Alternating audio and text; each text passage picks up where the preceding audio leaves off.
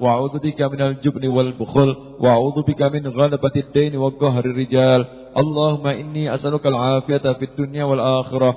اللهم إني أسألك العفو والعافية والمعافاة الدائمة في ديني ودنياي وأهلي ومالي. اللهم استر عوراتي وآمن روعاتي. اللهم احفظني من بين يدي ومن خلفي وعن يميني وعن شمالي ومن فوقي. وأعوذ بعظمتك أن أغتال من تحتي. اللهم أنت خلقتني وأنت تهديني وأنت تدعمني وأنت تسقيني وأنت تميتني وأنت تحييني وأنت على كل شيء قدير. أصبحنا على فطرة الإسلام وعلى كلمة الإخلاص وعلى دين نبينا محمد صلى الله عليه وسلم وعلى ملة أبينا إبراهيم حنيفا مسلما وما كان من المشركين.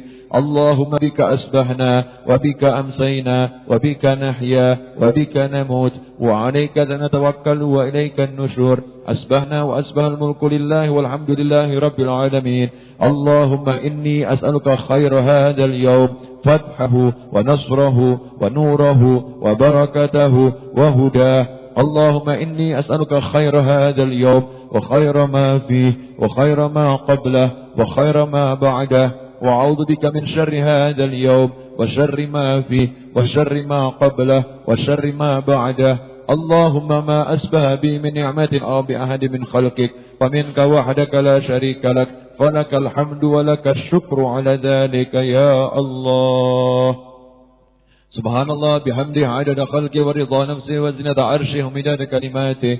سبحان الله بحمده عدد خلقه ورضا نفسه وزنة عرشه ومداد كلماته. سبحان الله بحمده عدد خلقه ورضا نفسه وزنة عرشه ومداد كلماته. سبحان الله العظيم بحمده عدد خلقه ورضا نفسه وزنة عرشه ومداد كلماته. سبحان الله العظيم بحمده عدد خلقه ورضا نفسه وزنة عرشه ومداد كلماته.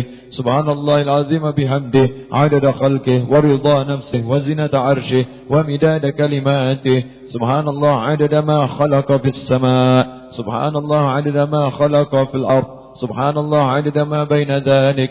سبحان الله عدد ما هو خالق.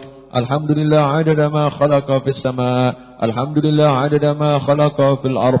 الحمد لله عدد ما بين ذلك. الحمد لله عدد ما هو خالق. لا إله إلا الله عدد ما خلق في السماء. لا إله إلا الله عدد ما خلق في الأرض. لا إله إلا الله عدد ما بين ذلك. لا إله إلا الله عدد ما هو خالق. الله أكبر عدد ما خلق في السماء. الله أكبر عدد ما خلق في الأرض. الله أكبر عدد ما بين ذلك. الله أكبر عدد ما هو خالق. لا حول ولا قوة إلا بالله العلي العظيم عدد ما خلق في السماء. لا حول ولا قوة إلا بالله العلي العظيم عدد ما خلق في الأرض. لا حول ولا قوة إلا بالله العلي العظيم عدد ما بين ذلك. لا حول ولا قوة إلا بالله العلي العظيم عدد ما هو خالق. لا إله إلا الله وحده لا شريك له، له الملك وله الحمد وهو على كل شيء قدير عدد كل ذرة ألف مرة.